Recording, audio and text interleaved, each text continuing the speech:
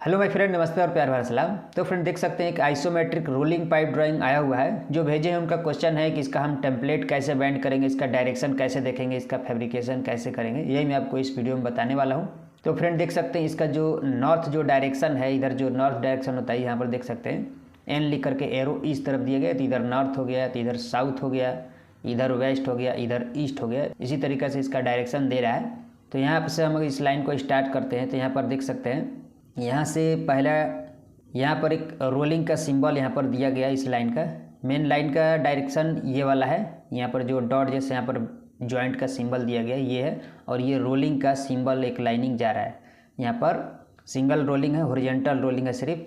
तो यहाँ पर देखिए पहला डायरेक्शन दे रहा है यहाँ से ईस्ट, और उसके बाद नॉर्थ में रोलिंग, और उसके बाद यहाँ पर 90 डिग्री का एल्बो लगा करके ये लाइन अप में जा रहा है, और फिर यहाँ पर 90 डिग्री का एल्बो लगा करके यहाँ से लाइन नॉर्थ में जा रहा है, और फिर यहाँ पर 45 डिग्री का एल्बो लगा करके यहाँ से लाइन को, ये वाले लाइन को अप में किया गया है, और फिर यहाँ पर ये 45 डिग्री का एल्बो लगा करके फिर से नॉर्थ की तरफ सीधा हो जा रहा है। ये बनने के बाद देखिए कैसा दिखेगा। सीधा हम आपको 3D एनिमेशन दिखा रहे हैं। देखिए इस तरीक़ा से ये रहेगा लाइन, देख सकते हैं।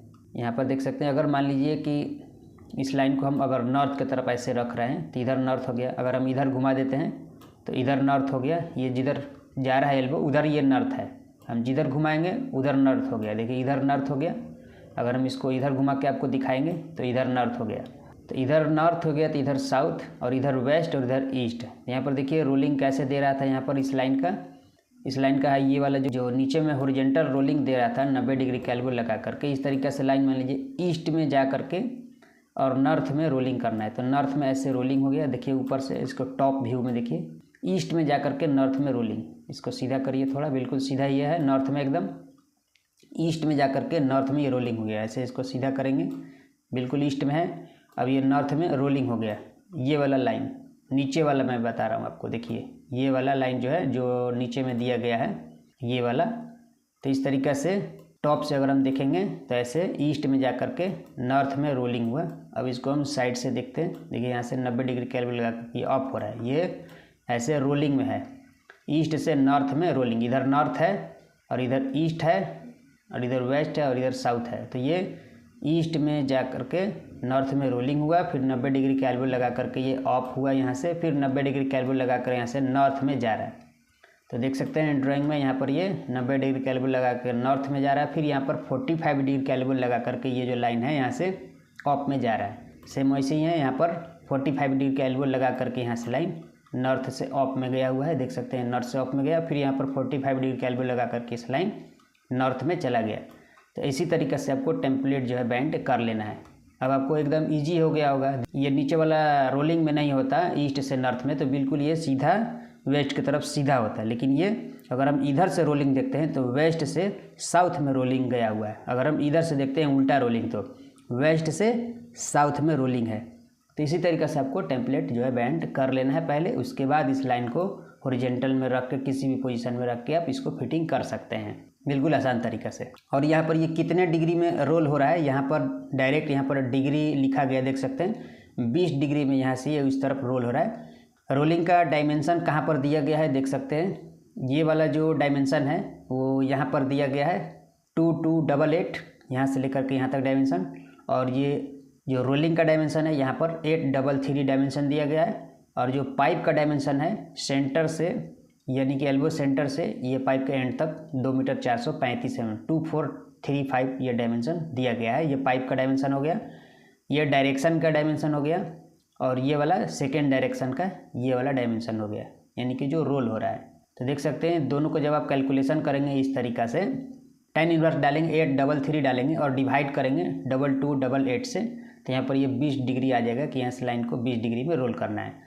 और 20 डिग्री को mm में कन्वर्ट करने के लिए इस तरीक़ा से कैलकुलेशन करना है कि पाइप का CF लेना है। जैसे 10 इंच का पाइप है तो पाइप का CF लेना है, और इसको CF इंटू डिग्री करेंगे और डिवाइड कर देंगे 360 डिग्री से। तो mm में निकल जाएगा कि 20 डिग्री को हम कितना mm रोल करेंगे तो वो 20 डिग्री हो जाए। इस तरीक़े से डिग्री को भी आप कैलकुलेशन करके mm में कन्वर्ट करके इसको रोलिंग कर लेंगे। और यहाँ पर कुछ सपोर्टिंग वगैरह दिया गया है, टूनियन सपोर्ट लग रहा है, देख सकते हैं TE लिखा गया है और 10 इंच लिखा गया है 500, और यहाँ पर 2-3 सपोर्ट आ रहा है। तो उसका डिटेल ड्राइंग आपको लेना पड़ता है। इसका जब तक आप डिटेल ड्राइंग नहीं लेंगे तो क्लियर समझ में नहीं आता है कि किस तरीके का यहाँ पर सपोर्ट लग रहा है। तो ज़रूरी है आपको सपोर्ट लगाने से पहले सपोर्ट का ड्राइंग लेना, किस तरीका का यहाँ पर सपोर्ट बनाना है। लेकिन टूनियन सपोर्ट तो यहाँ पर रहेगा एल्बो में, ये चीज़ आपको पता हो गया।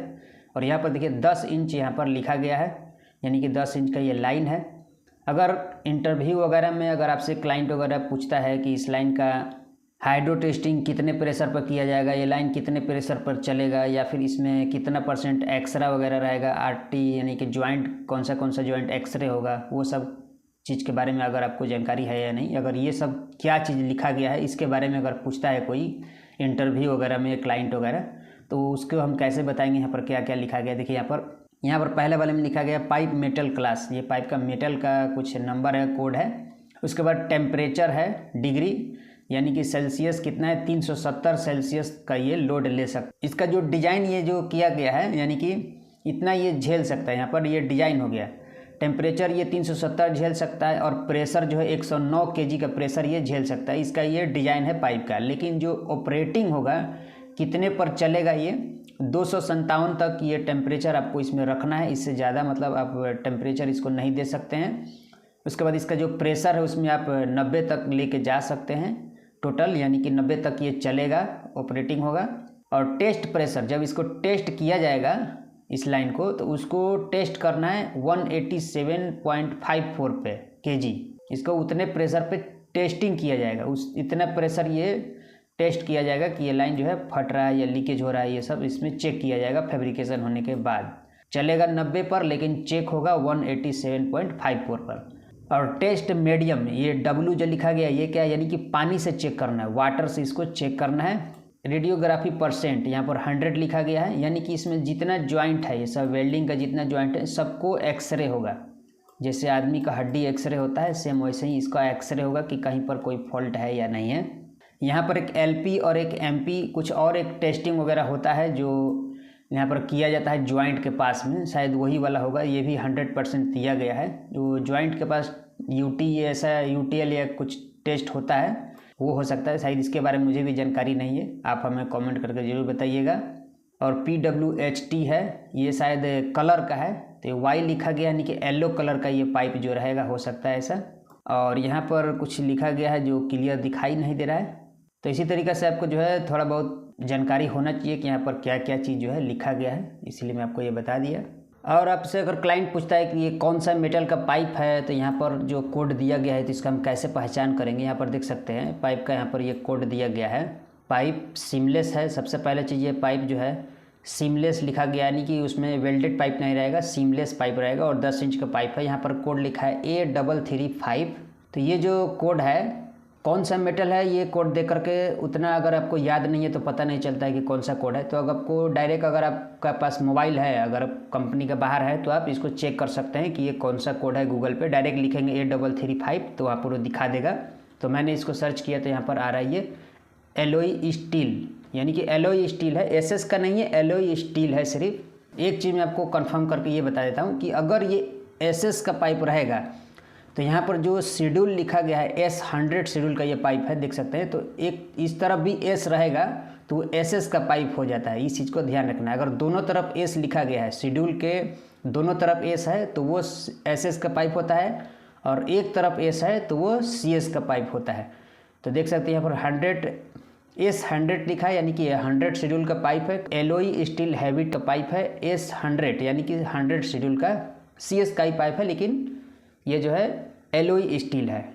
तो इस चीज़ को आपको हमेशा ध्यान में रखना है। और 2-4 कोड आपको याद रखना है कि कौन से मेटल का ये कोड है। यहाँ पर जो एल्बो लग रहा है उसका भी देख सकते हैं, यहाँ पर शेड्यूल लिखा गया S100, 45 डिग्री का एल्बो है। यहाँ पर 90 डिग्री का एल्बो है, उसका भी यहाँ पर S100 दे रहा है, यानी कि सब 100 शेड्यूल का यहाँ पर पाइप भी रहेगा, 100 शेड्यूल का एल्बो भी रहेगा। ये सब आपको ध्यान देना है। तो हाई क्वालिटी का ये जो है पाइप है, तो इसको आपको देख करके और इसका कोड जो है सही से लगाना है, ये आपको ध्यान देना है। तो पाइप के ऊपर ये वाला कोड जो है देख लेना है कि वहाँ पर वो लिखा है कि नहीं, A335। और बाकी चीज़ आपको ज़्यादा अगर नहीं समझ में आ रहा है तो अपने क्लाइंट या अपने सुपरवाइज़र से भी पूछ करके ये सब जो है फैब्रिकेशन कभी भी करना चाहिए, क्योंकि जब एक बार पाइप कट जाता है तो वो जो है बेकार हो जाता है।